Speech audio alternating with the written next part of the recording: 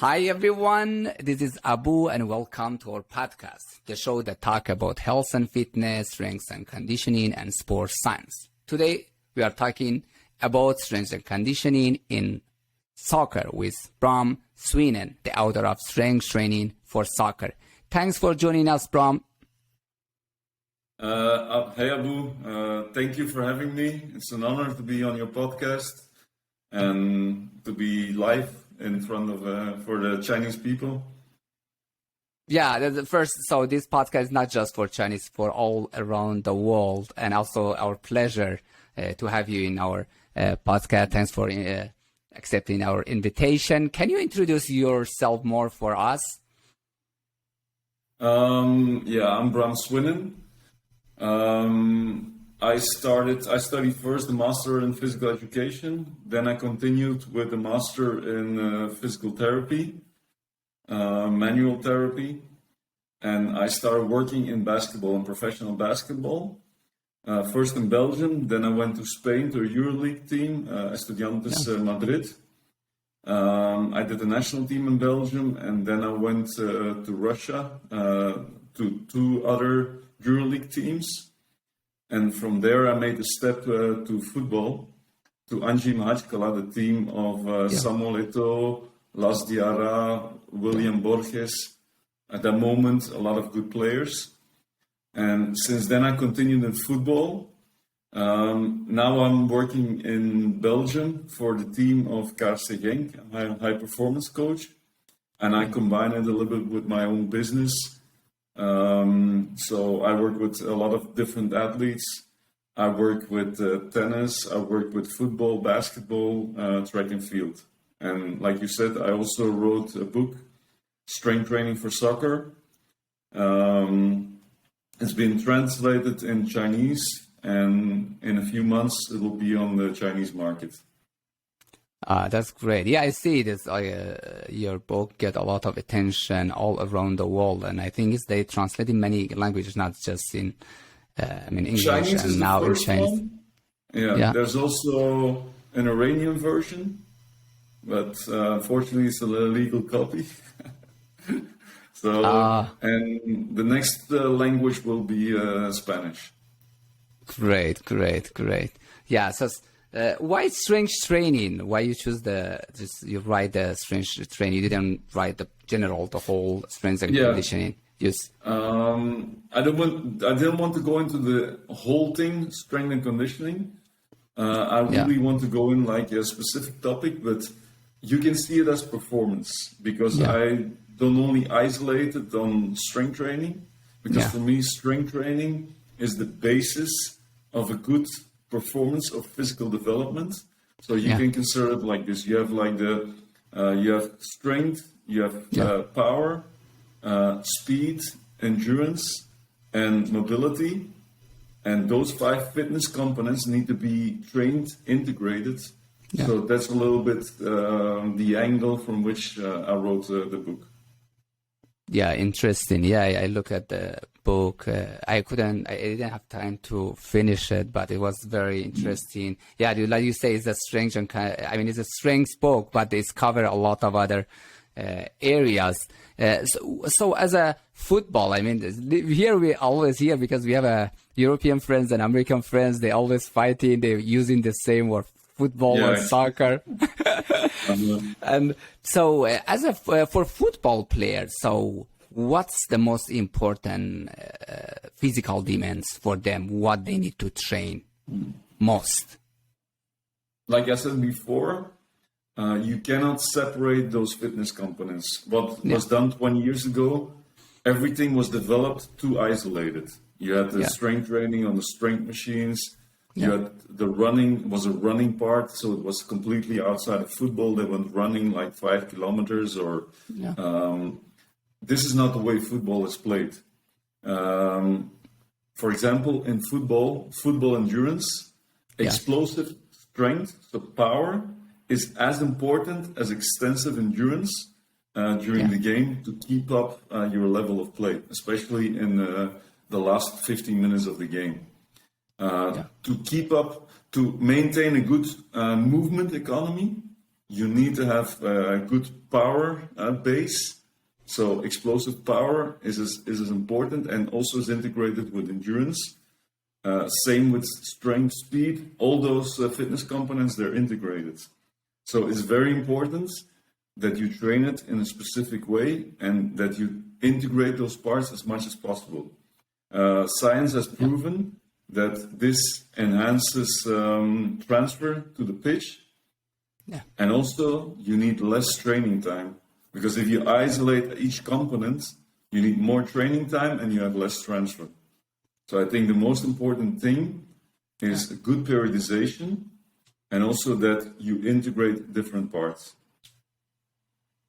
Interesting. So if we come to the start of the, what do we say, training, what kind of tests we need to go through or screen? So when the first day we get to the team, and which kind of test you recommend for a strength and conditioning to do with his or her team? Of course, we do the medical testing. We also do some strength tests, but we don't exaggerate the first day because we moved away from too much testing and we integrate the testing into training itself. So that means each training session is a session where we measure, where we gather as much data as possible. Because if you look, especially in Europe, the schedule is extremely congested. With Genk, there were years that we played more than 60 games. So that means like every week is almost double. And then it's very complicated to do a measurement and repeat it at several times. Of course, you have speed measurements, but we try to integrate everything as much into training as possible. Even the speed measurements, we integrate it into a speed strength session. So where there's a strength exercise, where there's a power exercise, and there's also, for example, an acceleration or a sprint. And it's for training purposes, but of course we measure the speed of the players. Like this, you have the advantage that you don't lose time, you lose valuable time for training, and it's a lot better to do it like this. Also, what you see, the new developments is that analyses should be a lot more sport specific. I think in the future, and even now, there are possibilities like this already. We did it, for example, in the team with all the players that had adductor-related growth problems. We put sensors on their body, so you have also suits that you can put on, and you can do it by a mechanical analysis, but you do it on the pitch, and you see the measurement, how it is. You see the movement, and you analyze, and you get a data from the movement like it really is. And we analyze data from a soccer kick. We let them kick at 60%, at 100%. And for example, you have good research that also says like players that have adductor-related groin injury, the chance is really big, even more than 60%, that the moment that they start preseason, they will have problems again. And one of those, one of the elements why they always have problems is because the movement is disturbed in a way that coordination is a little bit disturbed. For example, the quick pelvic posterior tilt is disturbed. So it's like a whipping action, like a whip. So the quick movement comes from the pelvis, is initiated by the pelvis and gives a lot of speed to the leg. If you don't have that, the adductors have to work a lot more. And you see in players that had adductor-related growing problems, and we saw it also during the measurements, a lot of times is because of the pelvis, the coordination, the quick posterior pelvic tilt is disturbed. And when you split everything up in, for example, where you do the test, the single leg step up to see how much valgus there is in the knee, that there is not a real link there's not enough scientific base to say this player will have more risk, because movement on the pitch is a lot more complex, and in the future we will see that there will be more through sensors on the body, that the movement will be more analyzed on the pitch itself, and that everything has to be taken into account.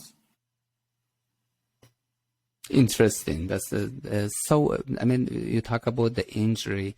What's the most important? I mean, injuries in football, and how is this? What's the strategy to reduce or to prevent those injuries? The most two injuries, the most prevalent ones, are hamstring strains and adductor-related groin pain or adductor-related groin strains. You also have ACL injuries, but if you look at the muscle strains, I think what is really important is that a good strength training in a long range of motion, because the adductors, the hamstrings, they have to function at a long range of motion. So it's also important that you strengthen them in a long range of motion. If you strengthen them in a short range of motion, the length tension curve will decrease, and they're stronger at a shorter length, but at the length that they have to function in football, they're weaker. And then you have problems. And for hamstring injuries, what's also very important is horizontal force production. So most traditional strength exercises are vertical force. So there, the vector is important, and that you integrate into rehab or into prevention a lot of horizontal force. Horizontal force is also the most important element for acceleration performance. So also for performance as for injury prevention, it's very important. And if you look at ACL injuries, I would say a combination of strength training and plyometric training. It can even be low intensity plyometrics, but through science, it's clear that it can prevent most of the injuries. I think most of the ACL injuries occur within, not most, all of the ACL injuries occur within 0.1 second after ground contact. So proprioceptive feedback is always too late, because that always takes more than 1/10 of a second. So what's really important there is the feet forward stability, and that's something that you train with plyometrics. So I think there, the combination of strength and plyometrics is extremely important.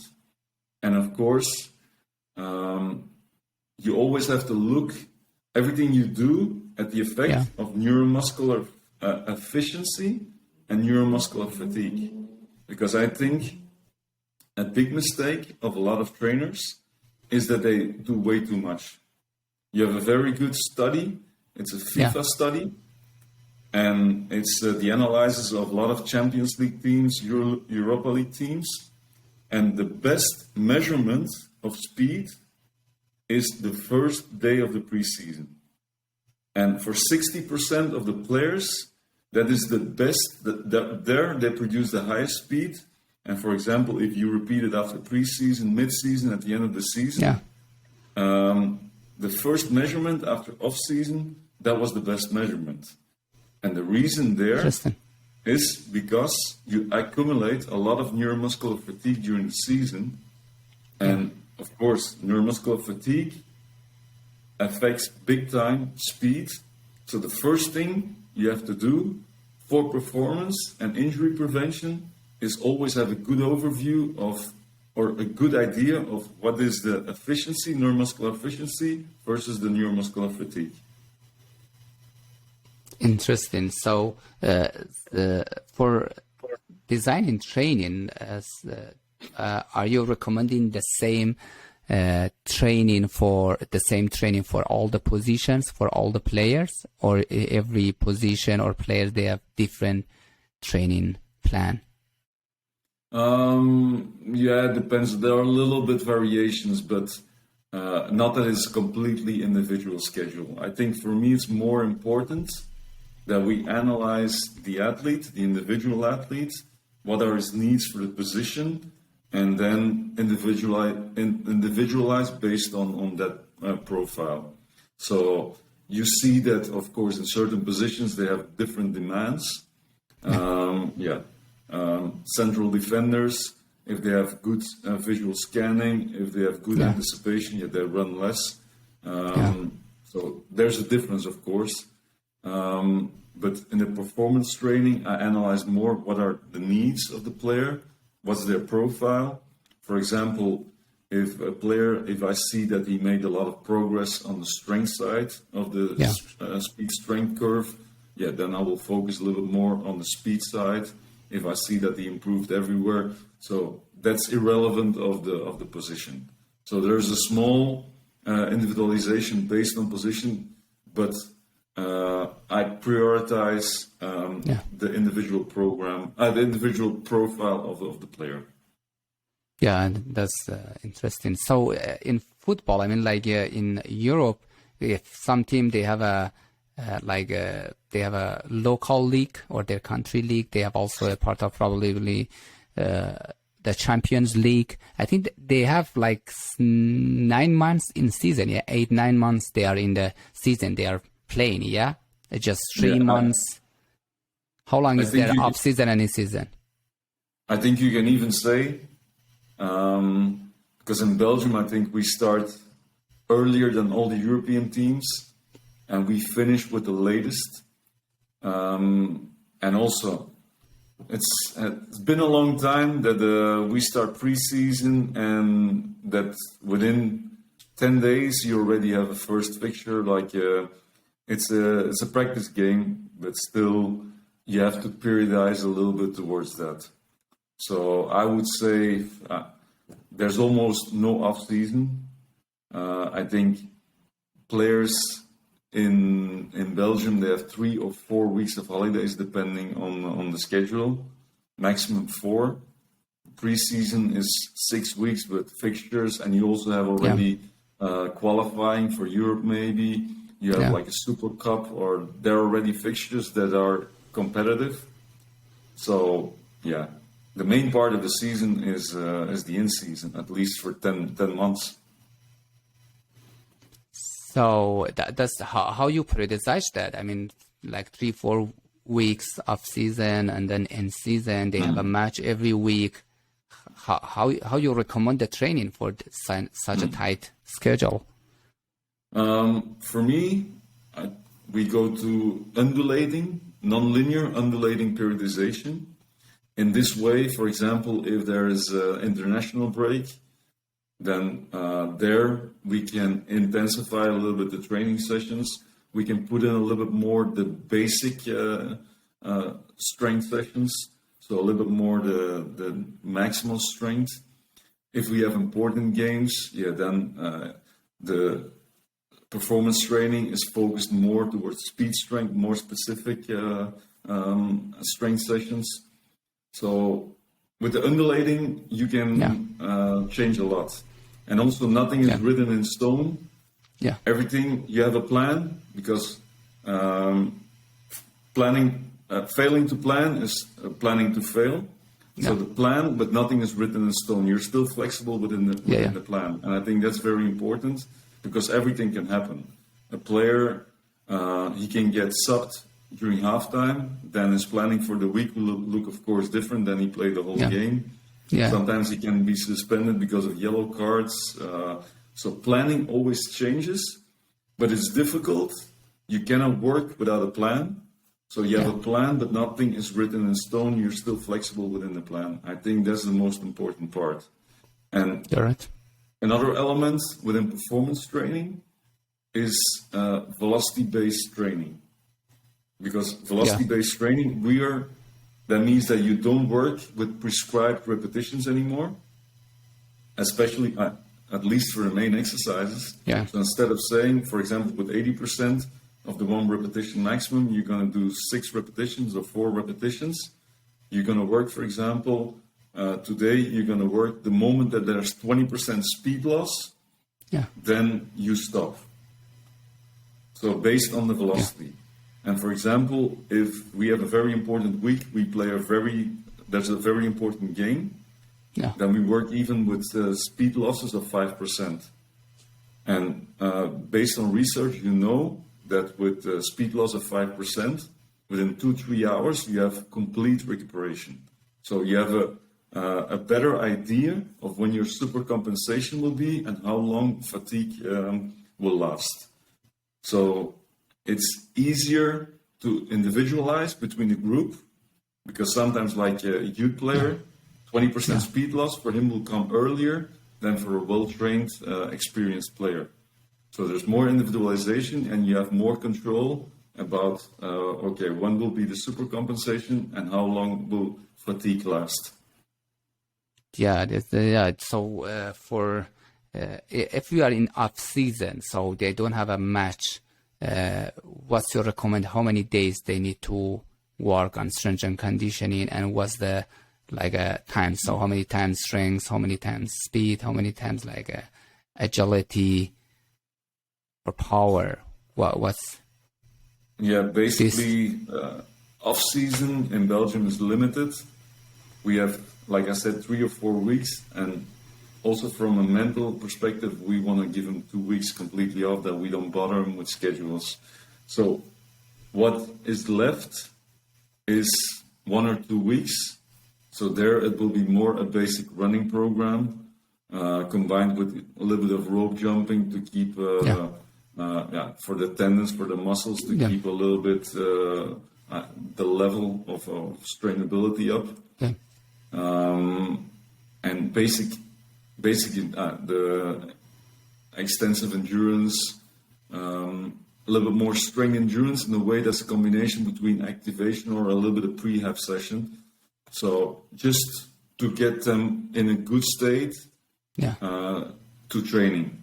Just it's basically more injury prevention when they come back, that they can that we can start from a certain load but build up the load progressively.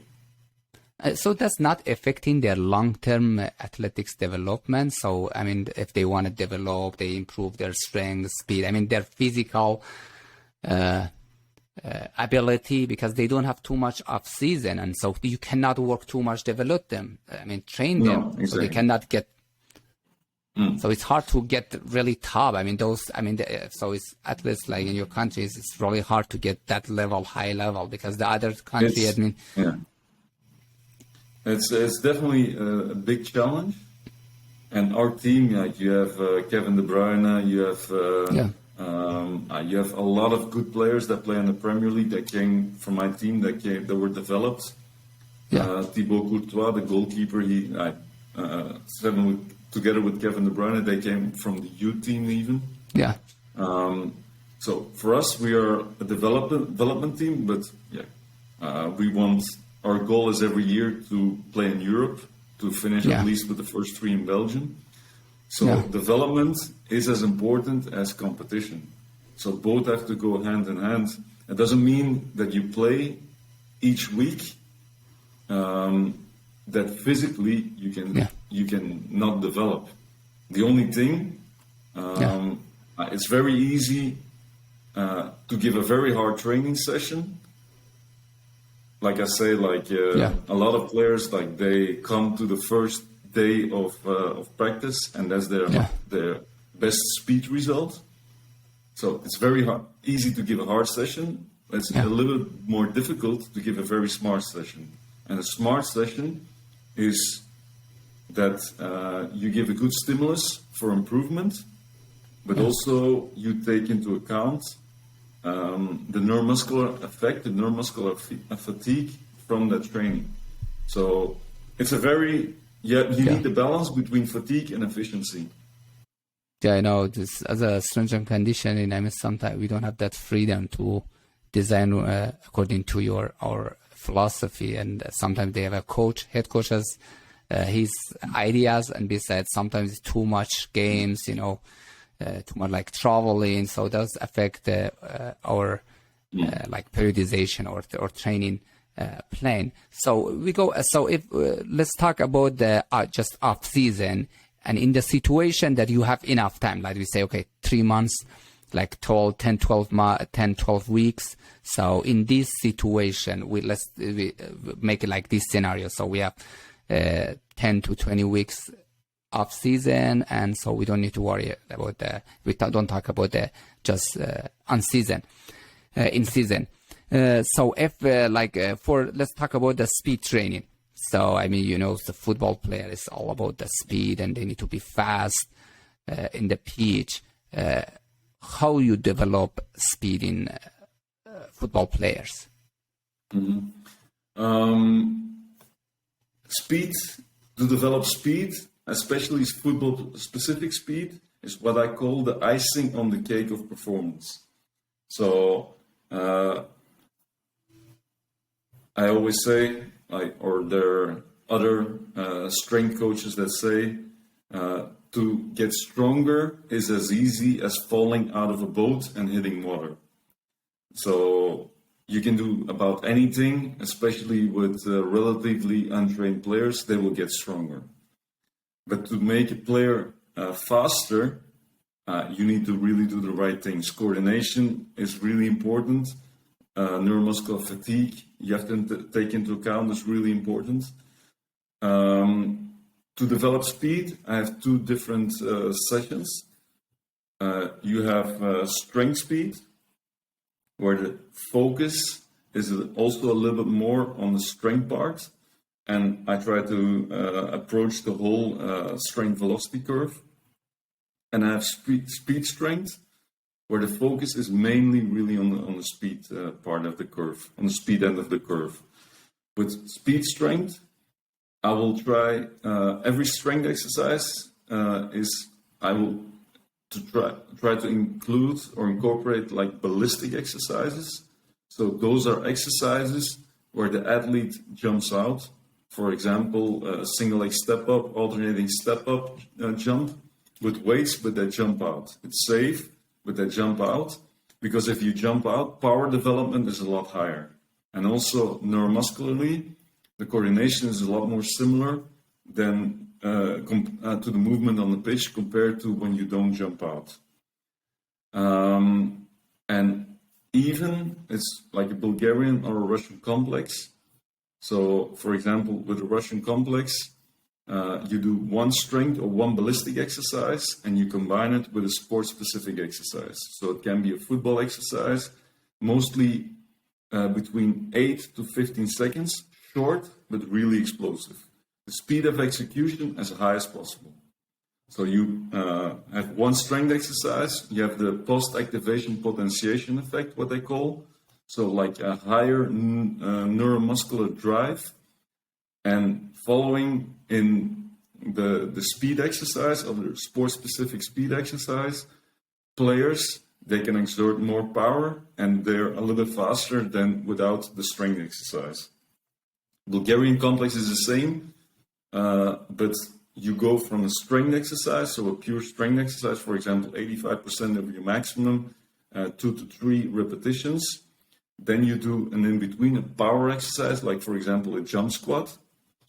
And then you go to a plyometric or a speed exercise. So it can even be strength, power, plyometrics, and sport-specific football exercise. So, or an agility exercise. What we also do a lot is a brain training, like a reactive exercise, but also with the cognitive part, so decision-making.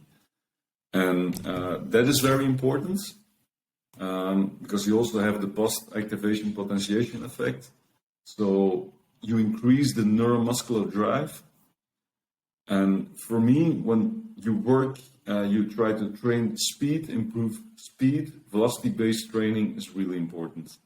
Scientifically, it's proven that if you want to improve speed, 5% velocity loss works best. So you will have the most improvement in speed, and more gains. If you want to improve counter movement jumps, or a little bit more the power part, you can go anywhere between 5 and 20% of velocity loss. So where for strength development, of course, you can go a little higher, between 20 and 30% of velocity loss. So when I develop speed, I cut off the repetitions quicker. So the moment there's between 5 and 20% of speed loss, it's done. So shorter work, higher quality. And a good planning, for example, or strength exercise combined with plyometrics works, strength with ballistics, strength with sports specific speed, and even ballistics with sport specific drill. Science has proven that any of those combinations, they have an added value than isolating each component. So that's what they also call like the complex training element. Complex training together with velocity-based training, I think for me that's the essence of speed training. And of course, coordination that is specific to the sport. Very nice, interesting. So you are mixing the exercise together. It's not like you go first do like coordination, and when you finish and go to like power then speed go to the strength. So you are mixing like a contrast training, yes. Complex training. So you do two, three exercise together. Yes. Yes, absolutely.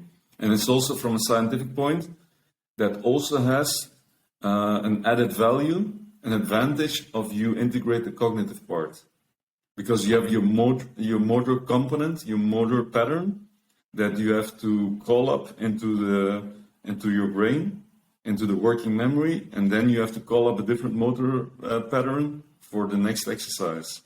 Like this, your working memory is more active than when you, for example, you would isolate it and you would say, I do 3 sets of this exercise. When I finish, I go to the next one.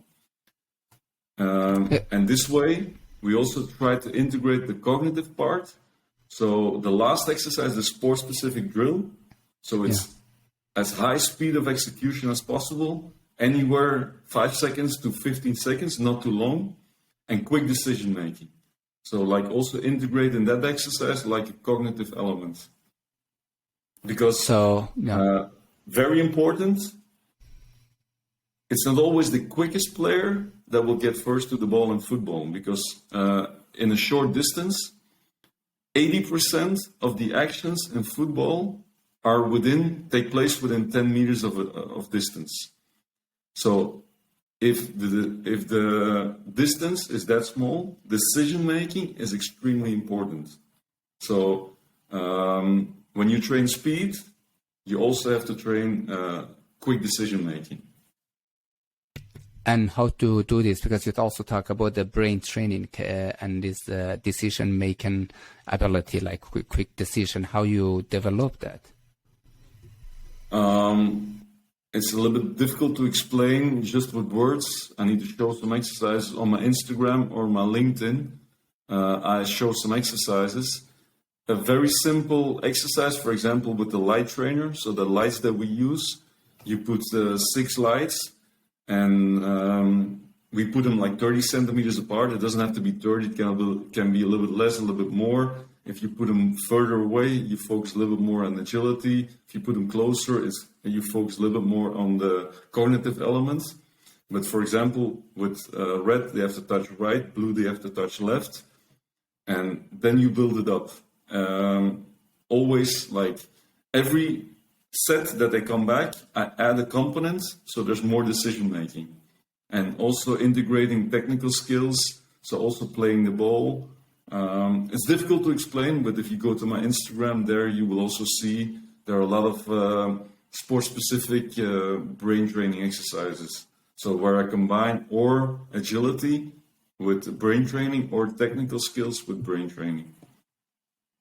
Very good. Can you tell us for people who want to follow you in YouTube or Instagram, what's your account? Because I check your YouTube, and that's really some very interesting drills, and that's like you say with the lights. That's what's very surprising. What's your account? The people who want to follow you. Thank you. Bram Swinnen. On Instagram, I have a lot more. I should put a little bit more. I should invest a little bit more in my YouTube channel. I have more content on Instagram and LinkedIn for the moment than on YouTube. But I'm on Twitter. There it's integrated performance. And on LinkedIn and Instagram, it's my name, Bram Swinnen.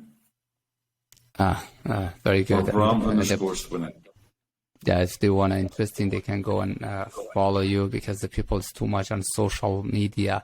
The past 10 years, we heard a lot about the functional training, especially in the Western country, and they are talking about single. They say, okay, look at the sport, what they do, and we do the same. Like they say, okay, you don't need to do too much normal or traditional deadlift or traditional squat, or doing the sitting and doing the weight training, because they say you don't sit, so you need to stand. Your sport is standing like football, so all your exercise must be in the standing position.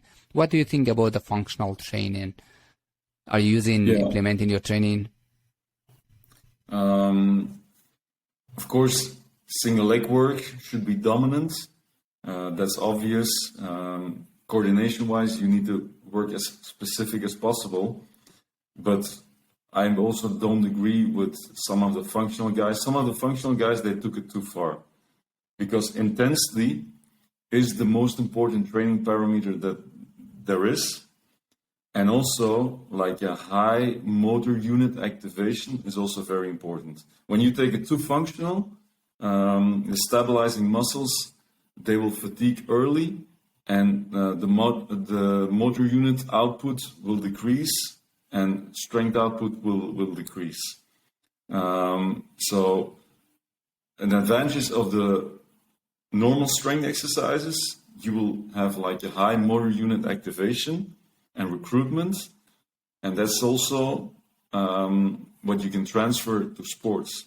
So saying I'm going to work only functional and just functional and really functional and really coordination-wise and balance-wise difficult exercises, then you will compromise on the strength development. So I don't agree with any part, not with the strength guys, that only squatting, deadlifting, bench pressing, that will not make you the best athlete. But on the other end of the spectrum, you have the functional guys that really that went too far. There needs to be a balance. So the most important strength parameter is in intensity, and you also have in your training, you need to be able to focus on that intensity.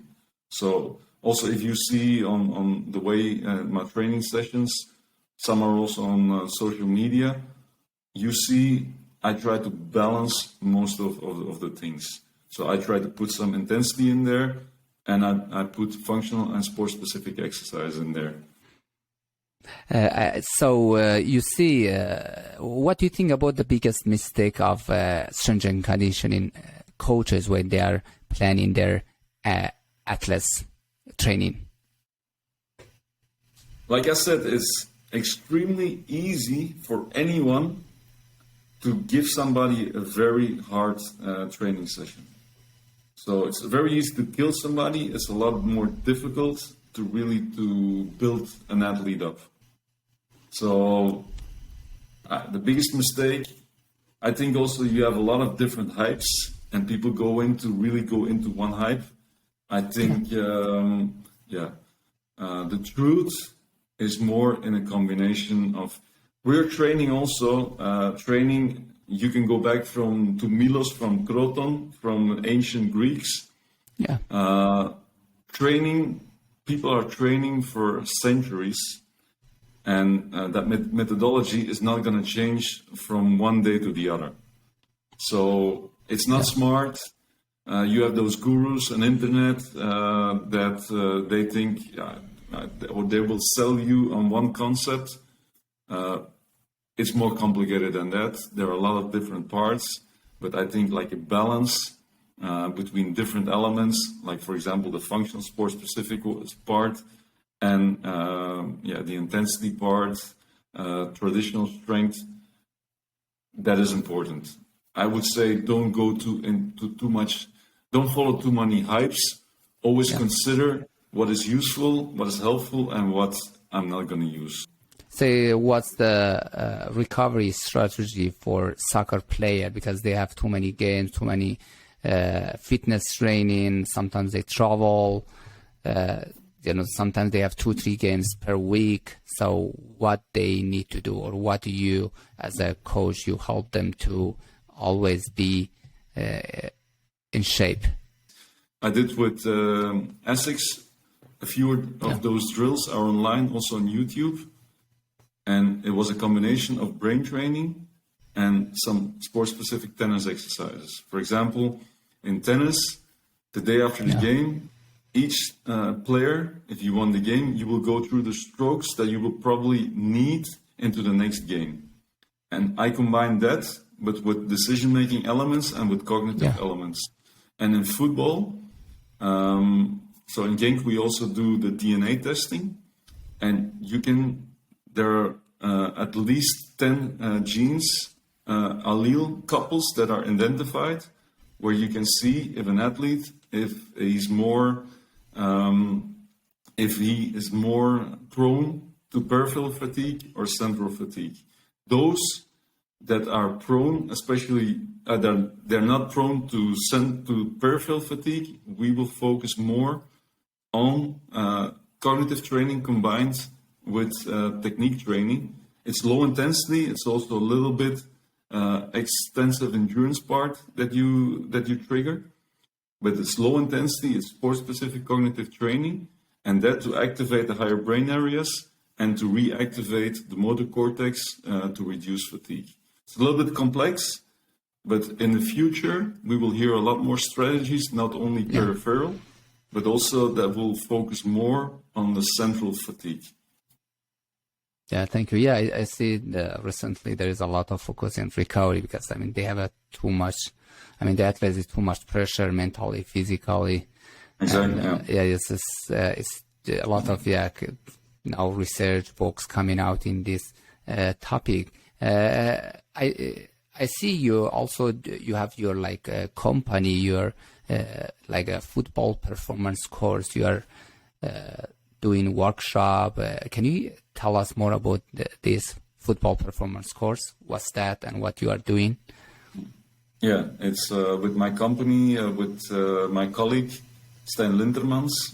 We have integrated performance training, and we provide training education.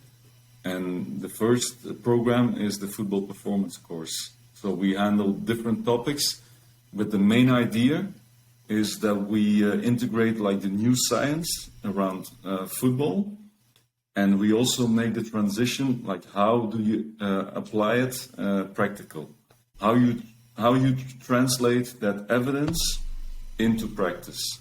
And so far it has been very successful. The first 3 we did in Belgium. The last one was an international one. We had 13 different countries. We even had one coach from Brazil. The rest were 12 European countries. It was sold out almost immediately. Now we're going to do one in Holland. Unfortunately for the viewers, it's sold out. The next one,